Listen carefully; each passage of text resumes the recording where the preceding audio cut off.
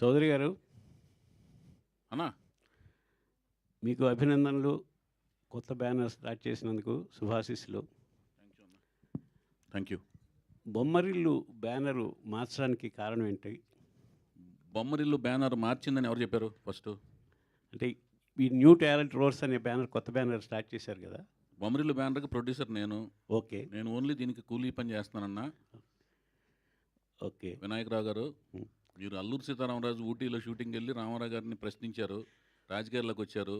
మీరు కొత్త ప్రశ్న వేస్తూ నన్ను దేనికి పంపిద్దామని చూస్తున్నారు. అయితే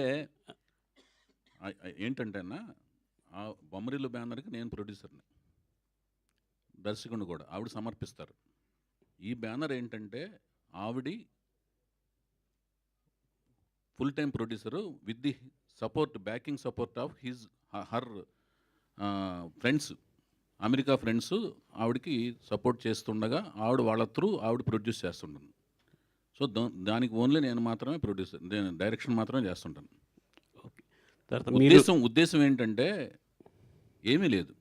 అది ఉద్దేశం ఏంటంటే మధ్యలో 3, 2, 1 ఏమీ లేదు. ఓకే. మీరు ఎన్టీఆర్ అభిమానం సంగతి అందరికీ తెలిసింది. పర్టికులర్గా పాతాళ భైరవిలో ఆ గెటప్ స్టిల్లు దీనిలో వాడుకోవటానికి ప్రత్యేక రీజన్ ఏమైనా ఉందండి? అది దాంట్లో ఏం లేదు. ఇలాంటి ఆలోచన వచ్చినప్పుడు తనకి న్యూ టాలెంట్ రోర్స్ అని సినిమా ద్వారా కొత్త ప్రతిభ గర్జిస్తుంది ఇక్కడ అన్నప్పుడు, ఆయన ఎర్లీ డేస్లో ఒక ఈ సినిమా తర్వాత నుంచి ఆయన స్టార్గా పరిణామం చెందారు. ఈ సినిమా టైంకి ఆయన కొత్త ప్రతిభలాగానే ఉన్నారన్నమాట. కొత్త ప్రతిభకు ఒక ఇన్స్పిరేషన్ లాగా ఉండాలన్న ఒక ఉద్దేశంతోనూ పెట్టాం అది. అప్పటికి ఇంకా దీని తర్వాత సూపర్ స్టార్ అయ్యారు ఆయన. ఈ సినిమాతో స్టార్. ఓకే. వైఎస్ గారు సార్, ఇక్కడ అన్నా, నేను వెంకట్, ఎన్టీవీ సార్. కంగ్రాచులేషన్స్. మరో పేరు, మీ పేరు చాలా ప్రాముఖ్యం చెందిందన్న. టోపీ మార్చినా కూడా మర్చిపోతారు మళ్ళీ. ఓకే సార్, చెప్పండి అన్న. సార్, మీరు మొత్తం నందమూరి హీరోస్తో చేస్తున్నారు. అంటే హరికృష్ణ గారు, తర్వాత బాలకృష్ణ గారు, ఆ తర్వాత ఇప్పుడు జానకిరామ్ గారికి అబ్బాయి మధ్యలో ఇప్పుడు ఒక నిమిషం అండి. ఫస్ట్ మీరు అడిగిన దాంట్లోనే మోస్ట్ నేను ఎవరు ఫ్యాన్ అండి? Rapid fire. నేను ఎవరు ఫ్యాన్ని? ఎన్టీఆర్ గారు ఫ్యాన్. నాకు ఎవరు ఇచ్చారు బ్రేక్? ఎన్టీఆర్ గారు. అక్కినేని గారు. అక్కినేని గారు ఆపోజిట్ కాంపౌండ్ కదా. అదే ఒక నిమిషం వినండి. ముందు ఫస్ట్ మీరు అడిగిన దానికి నేను చెప్తున్నాను. నేను అడిగిన దాన్ని ఒబ్బే చేయకూడదుగా నేను ముందు. ఓకే సార్, చెప్పండి. కాంట్రడిక్షన్ అక్కడ ఉన్నప్పుడు దాన్ని క్లారిటీ ఇచ్చి నెక్స్ట్ ఆన్సర్కి వెళ్ళాలి. సో నేను రామారావు గారి వీరాభిమాన్ని. ఇందాక నేను చెప్పిన దాంట్లో కూడా ఉంది అది. అగ్నిపుత్రుడు సినిమా పనిచేస్తున్నప్పుడు అక్కినేని నాగేశ్వరరావుతో పరుచూరు గోపాలకృష్ణ గారు డైలాగ్స్ రాయటకు వచ్చినప్పుడు 175 days రామారావు గారికి ఎక్కువ, నాగేశ్వరరావుకి ఎక్కువ అనే డిస్కషన్ వచ్చినప్పుడు ఎవరికి ఎక్కువ అనే సినిమాల విషయంలో నాగేశ్వరరావు గారితో అన్నపూర్ణ స్టూడియో సెట్స్లో బయట విరామం సమయంలో మాట్లాడుతూ డిస్కస్ చేస్తూ వాదోపదాలు చేస్తుండేవాళ్ళం. అవన్నీ ఆయనకి తెలుసు, నాగార్జున గారికి తెలుసు. నేను రామారావు గారి అభిమాన్ని. తర్వాత బాలకృష్ణ గారికి అభిమాన సంఘాలకి లెటర్స్ కూడా, బాలకృష్ణ గారికి అభిమాన సంఘం పెట్టి మద్రాసు వెళ్ళి అభిమాన సంఘం లెటర్స్ అన్ని కూడా నేను కండక్ట్ చేశానన్న విషయం తెలుసు. సో వాళ్ళు నాగార్జున గారు అవకాశం ఇచ్చారు నాకు. తర్వాత నాగార్జున గారే హీరోగా అవకాశం ఇచ్చారు. తర్వాత నేను సొంత బ్యానర్ పెట్టుకుని అప్పుడు నేను వెళ్ళి హరికృష్ణ గారితో సినిమా తీశా. తర్వాత నాకు ఎవరు అవకాశం ఇచ్చారని మూడో సినిమా మహేష్ బాబు ఇచ్చారు. నేను గుడివాళ్ళు ఎవరితో గొడవ పడుతుండేవాడిని, కృష్ణ గారి ఫ్యాన్స్తో గొడవ పడుతుండేవాడిని, కొట్టుకుంటుండేవాళ్ళం. అందుకని ఆ ప్రశ్నలో సగం బేస్ లేదు. నాకు వచ్చిన మీరు పూర్తిగా వింటే అప్పుడు నేను చెప్తాను సార్. ఇప్పుడు నేను అడిగేది ఏంటంటే, హరికృష్ణ గారితో చేశారు, బాలకృష్ణ గారితో చేశారు, వీళ్ళిద్దరితో కూడా చేశాను కదా ముందు. నాగార్జున గారు, నేను చెప్పేది వినండి సార్, నేను అడిగేది వినండి మీరు. చెప్పండి. ఆ తర్వాత ఇప్పుడు జానకిరామ్ గారు వాళ్ళ అబ్బాయితో చేస్తున్నాను. మధ్యలో జూనియర్ ఎన్టీ గారు మిస్ అయిపోయారు. ఎందుకు అయిపోయారు? మీరు మిస్ చేశారా, లేకపోతే ఆయనకి ఒప్పుకోలేదా, బిజీ అయిపోయి? నేను ఎన్టీఆర్ గారి గురించి అడుగుతున్నాను. నేను చేసేదే సినిమాలు ఒక 1 yearకి, 2 yearsకి, 3 yearsకి అలా సినిమాలు చేస్తుంటానండి. నాకేంటంటే కథ నేనే రాసుకుంటాను. రాసుకున్న తర్వాత ఆ రాసుకున్న కథకి ఎవరు అవసరం అనుకుంటే వాళ్ళ దగ్గరికి వెళ్ళి అప్రోచ్ అయ్యి సినిమా తీస్తాను. అందుకని ఈ బస్సు దిగి ఇంకో బస్సు వెంటనే ఎక్కేద్దాం అనే తాపత్రయము, కంగారు లేదు లైఫ్లో. నేను ప్రేమ వివాహం చేసుకున్నా. ప్రేమ వివాహం చేసుకున్న తర్వాత ఏమవుద్దండి, భార్య పట్ల విధేయతను, బాధ్యత, కుటుంబం, వాళ్ళతో కూడా సరదాగా తిరుగుతుంటాను.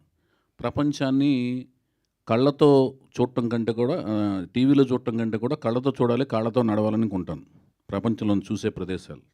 సో అవన్నీ చూస్తూ ప్రపంచంలో అన్నీ తిరుగుతూ నేనే కథ రాసుకుని నేనే సినిమా తీసే ప్రాసెస్లో చాలామంది దగ్గరికి వెళ్ళే అవకాశం తక్కువ. కంటిన్యూటీ ఆఫ్ సినిమాలు చేస్తుంటేనే అందరి దగ్గరికి వెళ్ళాలి. ఇప్పుడు లాహిర్లాగర్ అయిన వెంటనే నేను పెద్ద హీరోల దగ్గరికి వెళ్ళి ట్రై చేయొచ్చు. నేను వెంటనే ఎవరితో తీశానండి, సీతయ్య అని మళ్ళీ హరికృష్ణ గారితో తీశాను. సో నేనేంటంటే నాకు ఆలోచన నా బ్రెయిన్లో లేదు పెద్ద హీరోల దగ్గరికి వెళ్ళాలి, లేకపోతే స్టార్డమ్ ఉన్న హీరోల దగ్గరికి వెళ్ళాలి అని ఉండదు. నాకు ఎవరు కరెక్ట్గా నా కథకు రాసుకున్నప్పుడు నాకు కన్వీనియంట్గా ఎవరు అనిపిస్తే వాళ్ళ దగ్గరికి వెళ్ళిపోతాను. వైవిఎస్ గారు అంటే ఆ వెళ్ళినప్పుడు తారక్ దగ్గరికి ఎందుకు వెళ్ళకూడదు అనేది మీ ప్రశ్న అనమాట. తారక్ దగ్గరికి వెళ్ళాలనే కథ నా ఆలోచనలోకి రాలేదంటున్నాను. కానీ వస్తే ఎన్టీఆర్ వెళ్తాను. గారికి ఇష్టమైన మనవడు జూనియర్ జూనియర్ ఎన్టీఆర్ ఎన్టీఆర్ కదా. కదా. సో మీకు ఎందుకు ఆ థాట్ రాలేదు?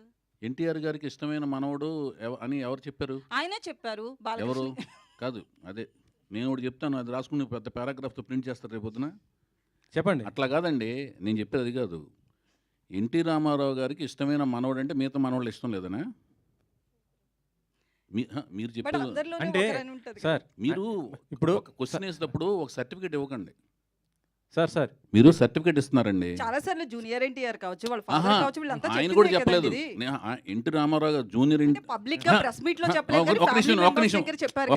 ఒక నిమిషం అండి. తారక్ గారు కూడా చెప్పలా. ఏది, రామారావు గారికే నేను ఇష్టమైన మనవాడిని, నేను ఒక్కడనే ఇష్టమైన మనవాడిని. ఎన్టీ రామారావు, మీరు అడిగిన క్వశ్చన్ ఏంటంటే ఎన్టీ రామారావు గారికే ఆయన ఇష్టమైన మనవాడు అన్నారు. అది మీరు స్ట్రెస్ చేశారు. ఆయన ఒక్కడే ఇష్టమైన మనవాడు కాదు, ఎన్టీ రామారావు గారికి అందరూ సమానమే. అలాగే ఎన్టీ రామారావు గారిని అభిమానించే వాళ్ళందరికీ, అభిమానులు, వంశ వీరాభిమానులందరికీ రామారావు గారి కుటుంబంలోని అందరూ సమానమే. కానీ రామారావు గారు తన పేరుని ఈ మనవడికే పెట్టారు. అది ఒకటి మీరు ఆయన పెట్టలేదు, హరికృష్ణ గారు పెట్టారు. లేదు, హరికృష్ణ లేదు, గారు ఎన్టీఆర్ పెట్టిన- గారు ఇప్పుడు పెట్టారు. మీరు చెప్పేదనండి, మీరు ఇప్పుడు వినాయకరావు గారు రామారావు గారు పెట్టలేదు. హరికృష్ణ గారు జానకిరామ్, కళ్యాణ్ రామ్, తారక రామ్ అని ఆయన పెట్టారు పేర్లు. కానీ ఎన్టీఆర్ గారు రామారావు గారు యాక్సెప్ట్ పెట్టలేదు. చేశారు కదా సార్. యాక్సెప్ట్ చేశారు. ఇప్పుడు ఇంకొకటి అడుగుతున్నాను, మీకు న్యూ టాలెంట్ రోర్ సెట్ అనే ఒక సంస్థ స్థాపించి ఒక ప్రొడక్షన్ చేయబోతున్నా. దానికి సంబంధించిన ప్రశ్నలు కావాలా, రామారావు గారి ఫ్యామిలీకి సంబంధించిన దీనికి సంబంధించి ఒక్క నేను నిమిషం అడిగింది వినండి. ఏంటంటే ఒక్క నిమిషం మీరు వినండి. హీరోలు అందరు ఇంట్రొడ్యూస్ ఆహా, చేసినప్పుడు ఒక్క నిమిషం ఒకరిని వినండి. మిస్ ఎందుకు చేశారు నేను అడిగాను సార్. ఒక్క నిమిషమేనండి, నేను ఎందుకు చేయలేకపోయినా చెప్పాను. రామారావు గారి ఫ్యామిలీకి సంబంధించిన వాళ్ళ ఇంట్లోని సంబంధించిన కుటుంబానికి సంబంధించిన విషయాలు, దాంట్లో ఉన్న ఇండివిజువల్ డీటెయిల్స్ అవన్నీ మీకు కావాలంటేనేమో అది వేరే రకమైన డిస్కషన్ పెట్టుకుని దానికి సంబంధించిన వ్యక్తులు సమాధానాలు చెప్తారండి. నేను ఇండివిజువల్ అడగలేదు, మీరు ఎందుకు మిస్ చేశారు నేను అడిగాను. ఎందుకంటే నాకు అదే ఇద్దరు సమస్య. మొత్తం నందమూరి హీరోస్ ఎక్కువ చేసింది మీరే. ఇప్పుడు చెప్తున్నాను, అప్పుడు ఇంతవరకు రాలేదు అది, ఇంతవరకు అలాంటిది ఆలోచన రాలేదు. వచ్చినప్పుడు ఆయన దగ్గరికి వెళ్తాను, తీస్తాను, అది ఓకేనా. ఇప్పటివరకు అయితే రాలేదు. ఇప్పుడు నాకు ఈ సినిమా అలాంటి అవకాశం ఇచ్చి సక్సెస్ ఇచ్చి ఆ తర్వాత అలాంటి కథ వస్తే డెఫినెట్గా తీస్తాను. ఓకేనండి. ఓకే అండి. సరే ఇంకో క్వశ్చన్. ఓకే, అది ఓకేనా మీకు? అది కూడా హ్యాపీనా? Okay, okay sir. సంతృప్తి ఉంది అందులో? ఓకే, మీరు అందరితో చేయాలని మేము కోరుకుంటాం సార్. అదే మయ చౌదరి గారు ఇంకో క్వశ్చన్ సార్. మీరు అంటే ఇందాక ఈరోజు మహేష్ గారి బర్త్డే, ఆ బర్త్డే సందర్భంగా అంటే ఆయనతో గతంలో యువరాజ్ సినిమా చేశారు. అవును. అప్పుడుగా ఆయన సూపర్ స్టార్ కాదు, కానీ ఇప్పుడు రాజమౌళి గారితో కూడా చేస్తూ ఒక మళ్ళీ ప్యాన్ వరల్డ్ మూవీ చేయబోతున్నారంటే అంత గొప్ప స్థాయికి ఎదిగాడు కదా. ఎలా అనిపిస్తుంది? అంటే మీరు అంత ఎక్స్పెక్ట్ చేశారు నేను ఫ్యూచర్లో అంత గొప్పగా అవుతాడు అనేసి మీకు అనిపించిందా? మహేష్ బాబు చాలా మంచి పొజిషన్లోకి వెళ్తాడని నేను ఎక్స్పెక్ట్ చేయడం కాదండి, ప్రపంచం అంతా కూడా కన్ఫర్మ్ చేసింది. ఆయన బాలనటుడుగా ఉన్నప్పుడు ప్రపంచం కన్ఫర్మ్ చేసిన వాళ్ళు బాలకృష్ణ గారండి. ఫస్ట్ నందమూరి బాలకృష్ణ గారిని ప్రపంచం కన్ఫర్మ్ చేసింది. ఎప్పుడు తాతమ్మకల సినిమా చేస్తున్నప్పుడు కానీ, అన్నదమ్ముల అనుబంధం సినిమా చేస్తున్నప్పుడు కానీ, దాని తర్వాత కొంచెం టీన్స్ పెరిగిన తర్వాత అభిమన్యుడు క్యారెక్టర్ వేస్తారు చూడండి దానవీర సూరకర్ అన్నప్పుడు ఇతనురా కన్ఫర్మ్డ్గా అద్భుతమైన నటుడు అవుతాడు, నందమూరి వారసుడు అవుతాడని. అట్లాగే మహేష్ బాబుకి కన్ఫర్మ్ చేశారు, ఘట్టమనేని వారసుడు అవుతాడు ఇతను, డెఫినెట్గా సూపర్ స్టార్ అవుతాడని.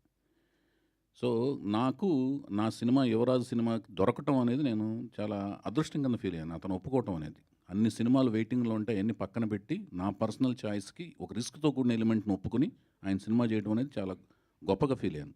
అంతేకాకుండా చాలా అందమైన మనిషి, అంటే కృష్ణుడు అంటే మీసాలు తీసిన పేడి మొహంలా లేకుండా చిరునవ్వుతో ఉన్నట్టుగా అనిపించాలండి. లిప్స్ పోర్షన్ దగ్గర పేడి మొహం తత్వం రాకూడదు. అలా ఉన్న లక్షణాలు ఈయనకున్న మెండుగా ఉన్నాయి. అందుకని నేను పట్టి మరీగా యువరాజ్ సినిమాలో కృష్ణుడి గడపలో ఆయన ఏంచి రిక్వెస్ట్ చేసి ఆయన ఎంతో ఒప్పించి కృష్ణుడి గడపలో చూసుకున్నాను ఆయన్ని.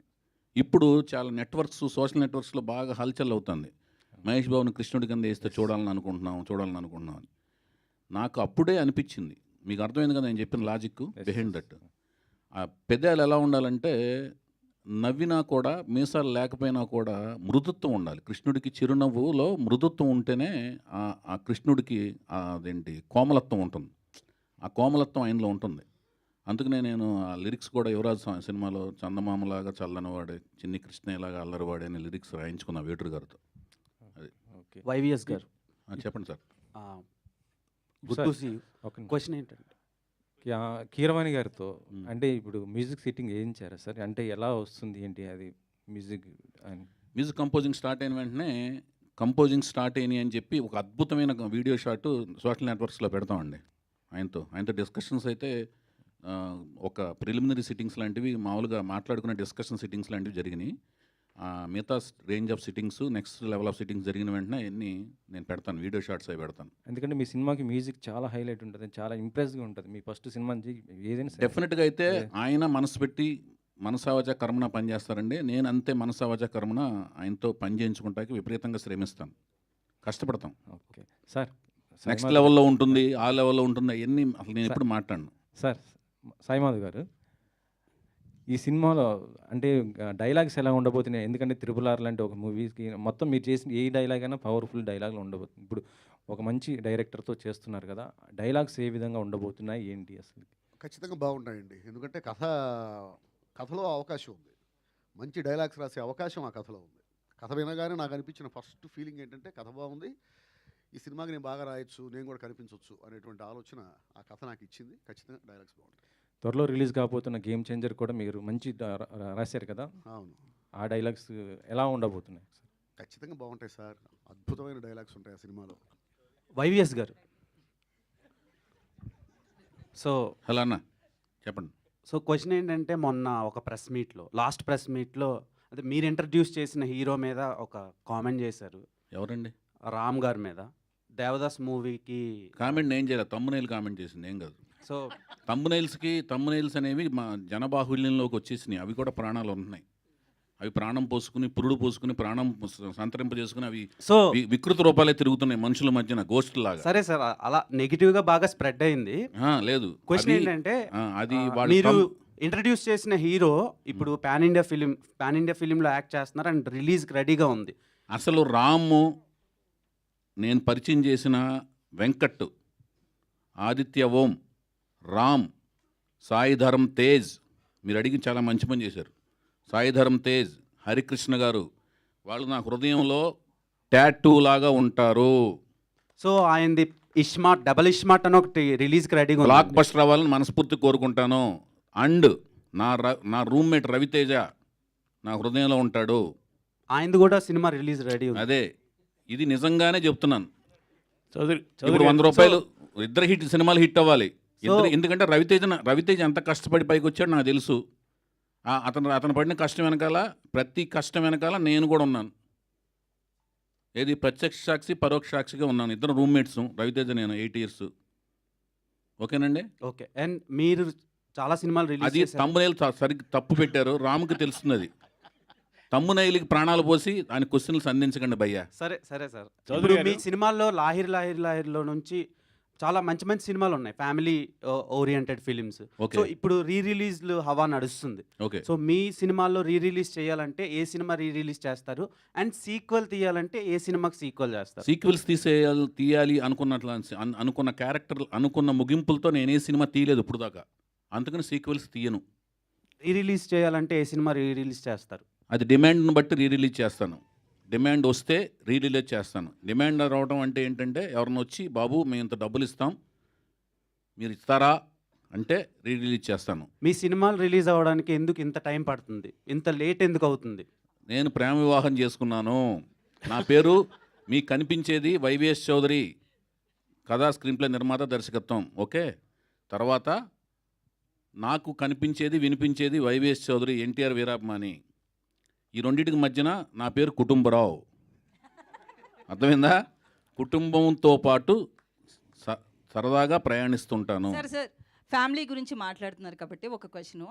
ఆమె ప్రొడ్యూసరు న్యూ టాలెంట్ రోర్స్కి ఒక్క మాట ఆమెతో మాట్లాడించారా? ఇంట్లో కూడా ఇంతేనా మీరు? ఇంట్లో కెమెరా పెట్టి చూడండి ఒకసారి, లేకపోతే మీకు మారువేషం వేసుకుని ఒకరోజు ఒక ఇంట్లో ఎలా రావాలి మీరు? పనమ్మాయి అంటే బాగుండదు కాబట్టి చెప్పేదనండి, ఏదన్నా వస్తువులు అమ్మటాకో చీరలో ఏదో ఏదో అమ్మటానికి రండి, తెలుస్తుంది అట్లా కాదండి. అసలు స్వరూపం. ఇందాక స్టేజ్ మీద కూడా మీరు మాట్లాడారు, సాయి మాధవ్ గారితో మాట్లాడించారు, ప్రొడ్యూసర్తో ఒక్క మాట మాట్లాడించారా? ఆవిడ మైక్ టైసన్ కాదండి. మీరు డబ్బులు పెడుతున్నారా చెప్పేదండి, ఇండైరెక్ట్గా? ఆవిడ మైక్ టైసన్ కాదు, నేను మైక్ టైసన్ని. లోపల మాత్రం ఆవిడ టైసన్ మించిన బలవంతురాలు. వైవిఎస్ చౌదరి గారు హాయ్. అన్న, ఇక్కడ చెప్పండి. ఇక్కడ ఇక్కడ ఇక్కడ వైవిఎస్ గారు చెప్పండి. కంటిన్యూ చేసి ఆపేస్తా ఇంకా చెప్పండి. క్వశ్చన్. యాక్చువల్లీ మీరు సీనియర్స్ని తీసుకున్నారు, లిరికిస్ట్గా కావచ్చు వీళ్ళంతా, కీరవాణి గారు, సాయి మాధవ్ గారు. బట్ ఆర్టిస్టుల విషయానికి వస్తే కొత్త వాళ్ళని తీసుకుంటున్నారు. ఏంటి డిఫరెంట్ ట్రాక్స్? కాదండి, వీళ్ళు ఒక సాహిత్యము సంపద అంతా ఉంటుంది కదండి. సాహిత్యము తర్వాత సంగీతము, ఇదంతా ఏంటంటేనండి అది విషయ పరిజ్ఞానం. ఆ విషయ పరిజ్ఞానం అనేది వాళ్ళతో పోటీతత్వం. మనకంటే తెలివితేటలు ఎక్కువ ఉన్న వాళ్ళతో సంభాషించి సంగీతపరంగా కానీ సాహిత్యపరంగా కానీ వాళ్ళతో పోటీ పడి వాళ్ళ దగ్గర నుంచి విషయాన్ని డ్రా చేసుకోవాలండి. ఓకేనండి. ఇక్కడ నటీనటుల తత్వానికి వచ్చేదానికి ఏమవుద్దంటే కొత్త టాలెంట్ని నాకు 13 ఏళ్ళ ఎక్స్పీరియన్స్ ఉందండి సినిమా ఫీల్డ్కి వచ్చిన తర్వాత.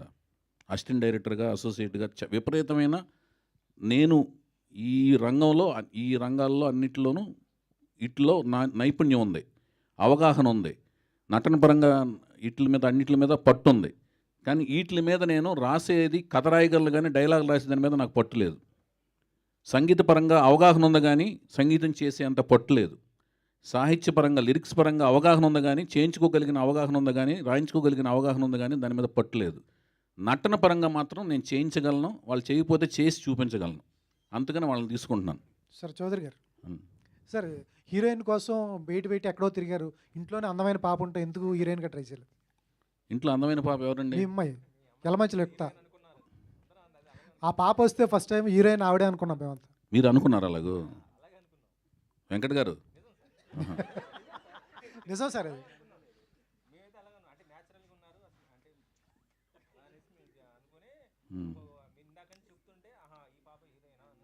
మీరు Q&A పెడితే కుంపట్లో పెడతారన్నమాట. మీరు హాయిగా జరుగుతున్న కుటుంబరావు ఇంట్లో కుంపట్లు పెట్టే మీ వెంకట్ గారు, మీ పేరేంటి భయ్యా?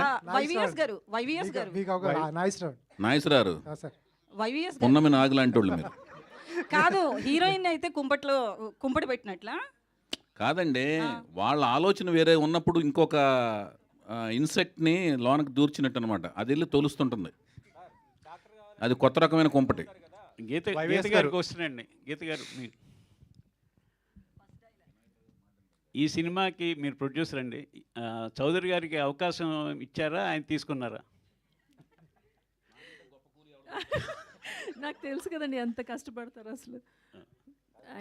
ఆయన విపరీతంగా కష్టపడతారు కాబట్టి ఆయనకి మించి ఇంకెవరు ఆప్షన్లు లేరు ప్రస్తుతానికి. అంతే ఎంత ఇస్తే అంత, ఎంత పడేస్తే అంత తీసుకుంటాను భయ్యా.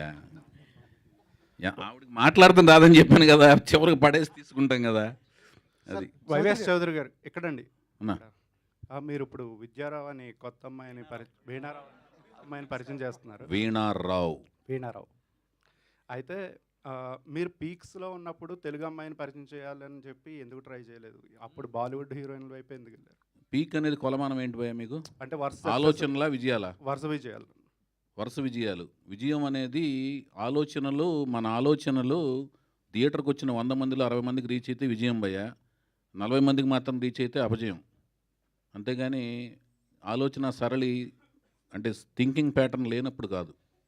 థింకింగ్ ప్యాటర్న్ చురుగ్గా ఉంది, మనం ఆలోచించింది రీచ్ కాలేదు అంటే ఏంటంటే దాని అర్థం ఏంటంటే మనం ఆలోచిస్తున్నామా లేదా, జడత్వం ఉందా లేదా అనేది మెయిన్. ఆలోచించాం. ఫెయిల్యూర్కి సక్సెస్కి ఫెయిల్యూర్కి ఒకే కృషి చేస్తాం. బేసిక్గా కృషి చేస్తున్నాడా ఇతను, లేజీ ఫీల్ అయిపోయాడా, బ్యాడ్ హ్యాబిట్స్కి ప్రో అయి ఉన్నాడా అనేది మెయిన్ అండి. ఫస్ట్ పీక్స్కి అది దానికి క్లారిఫికేషన్ ఇస్తున్నాను. ఇప్పుడు ఎందుకు అనిపించింది, అప్పుడు ఎందుకు అనిపించలేదంటే వరుసగా ఎప్పుడు ఒక మనిషి ఒకేలాగా ఆలోచించడు. ఒక టైం వరకు ఒకలాగా ఆలోచించిన తర్వాత ఆలోచనలో మార్పు వస్తుంది.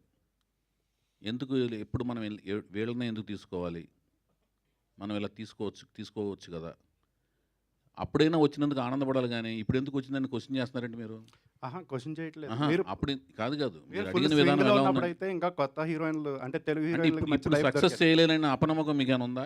అలాగే సినిమా అయిన తర్వాత క్వశ్చన్ మీట్లో ఏదైనా కనపడినప్పుడు ఇక్కడ అడుగుపోయేది ఎలాగైనా ఆ అమ్మాయి ప్రోడక్ట్ని ఎలాగైనా సక్సెస్ చేసి చూపిస్తా భయ్యా, అయితే ఆవిడని ఎలాగో సక్సెస్ చేసి చూపిస్తాను. ఓకే. అయితే మీ గురించి ఎప్పుడు ఒకటి ఉండేది ఏంటంటే అదొక విమర్శ అనుకోవచ్చు, లేకపోతే వేరే అభిప్రాయం అనుకోవచ్చు. నానుడి ఒకే కేటగిరీకి ఒకే వర్గానికి చెందిన హీరోలతో ఎక్కువగా సినిమాలు చేస్తారని చెప్పి అది ఎందుకు ఉందో మరి అర్థం కావట్లేదు. నేను ఇప్పుడు నాగార్జున గారితో చేశాను, తర్వాత మహేష్ బాబుతో చేశాను. ఆయన వేరే అంటే మీరు చెప్పేది సామాజిక వర్గమా? అవునండి. మరి నేను మరి సాయిధరం తేజ్తో తీశాను కదా సినిమా.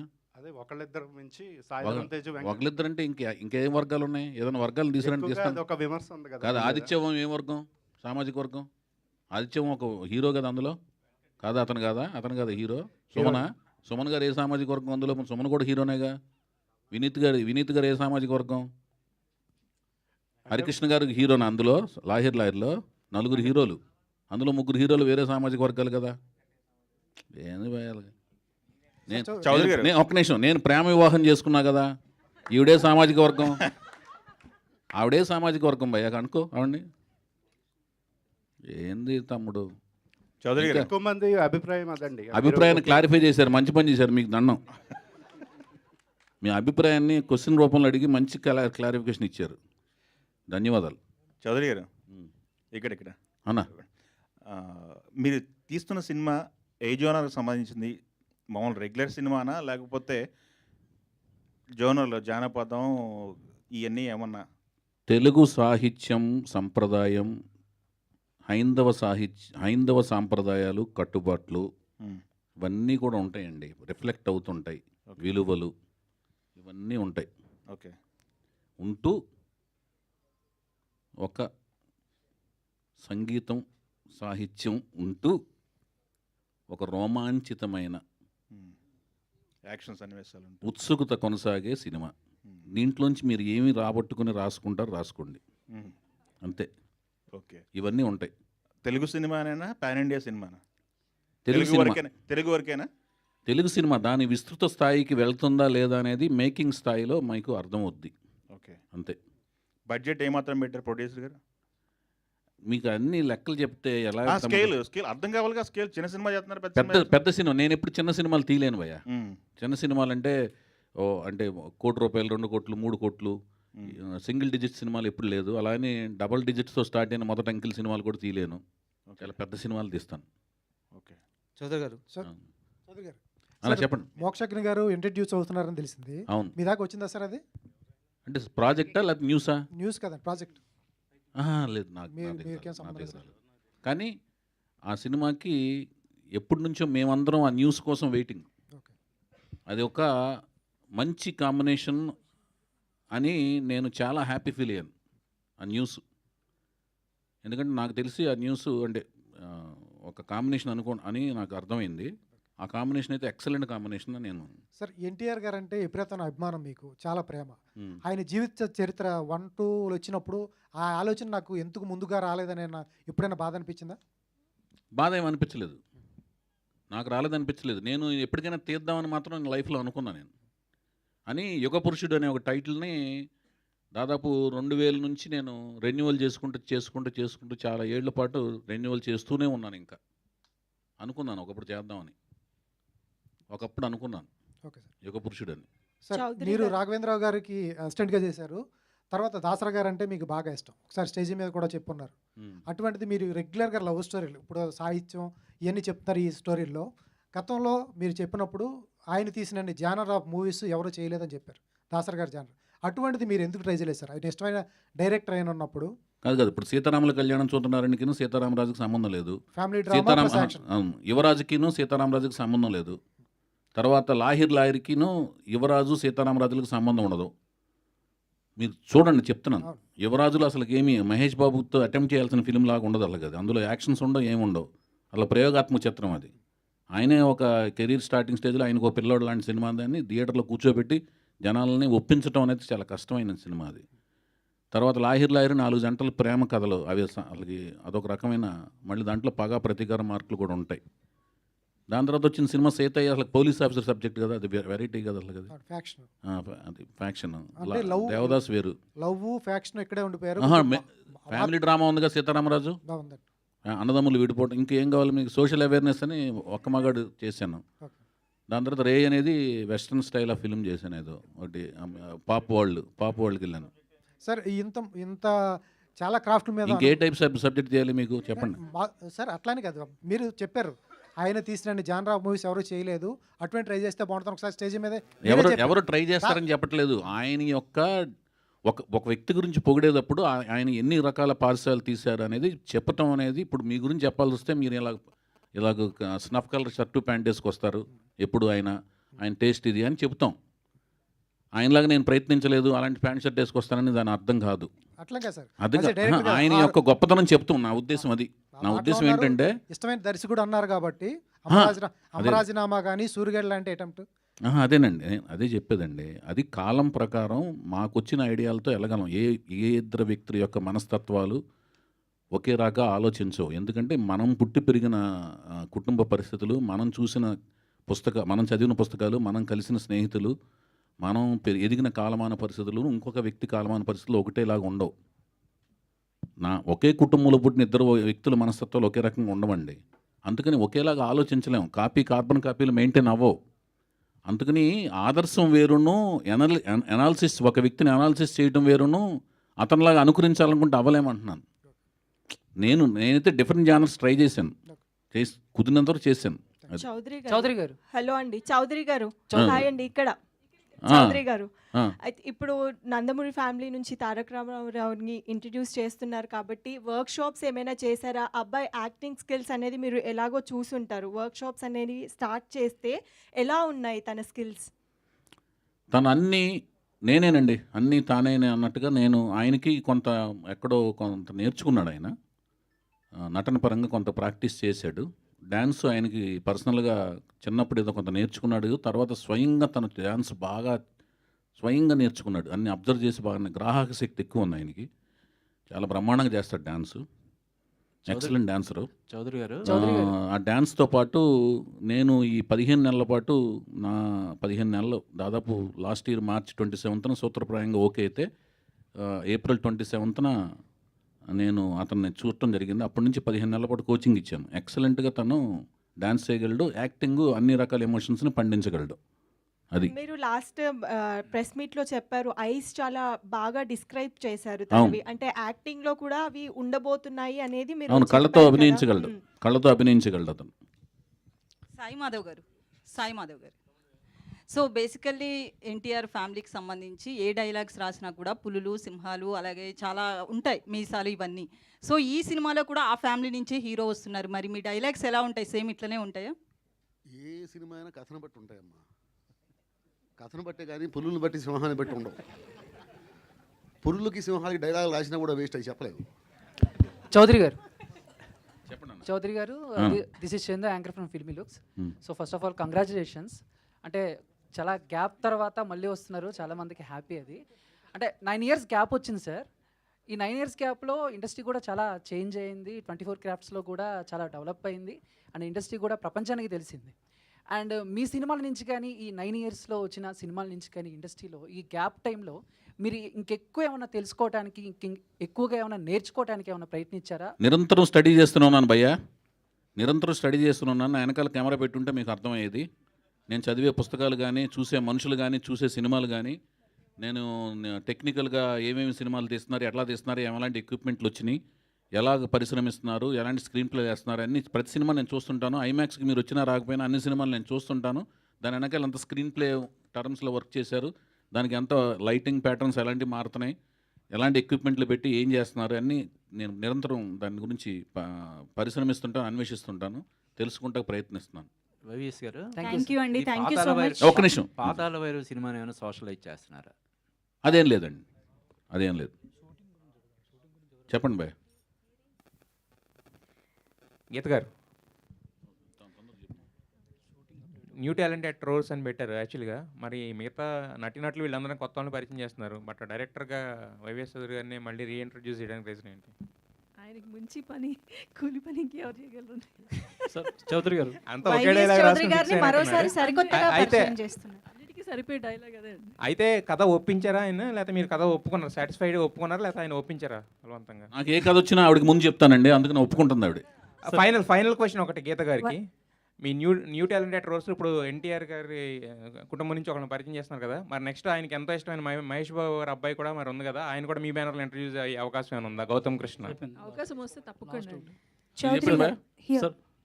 సార్ చౌదరి గారు, మీరు ఇప్పటివరకు హీరో హీరోయిన్ పరిచయం చేయలేదు, అంటే సినిమా షూటింగ్ స్టార్ట్ చేశారా, స్టార్ట్ చేసిన తర్వాత వాళ్ళని పరిచయం చేస్తారా, స్టార్ట్ చేయక ముందు చేస్తారా? నెక్స్ట్ ఈవెంట్లో వాళ్ళ యొక్క ఫొటోస్, వాళ్ళ యొక్క వీడియోస్ అన్ని మీకు పరిచయం చేస్తాను. మీ అనుమతి తీసుకుని షూటింగ్కి వెళ్తాను. చౌదరి చెప్పండి, మీరు అడగండి అమ్మా. Anjali from TFPC. So first event వచ్చేసి బాలయ్య గారి బర్త్డే రోజు, సెకండ్ ఈవెంట్ వచ్చేసి మహేష్ బాబు గారి బర్త్డే రోజు, సో థర్డ్ ఈవెంట్ ఈ మూవీకి సంబంధించి ఎవరితో పెట్టమంటారు చెప్పండి. సెప్టెంబర్, అదే నా క్వశ్చన్, సెప్టెంబర్ 2nd ఉంటుందా, లేకపోతే నాగార్జున గారి బర్త్డే August 29th? మీరు ఎప్పుడు పెట్టమంటే అప్పుడు పెడతా. ఓకే, నెక్స్ట్ ఎవరి బర్త్డే కోసం ఎదురు చూడాలని, అంతేనా? Yeah, thank you so much for this lovely interaction. మరిన్ని వేదికల్లో ఈ సినిమా గురించి, ప్రాజెక్ట్ గురించి మరిన్ని విశేషాలు తెలుసుకుందాము.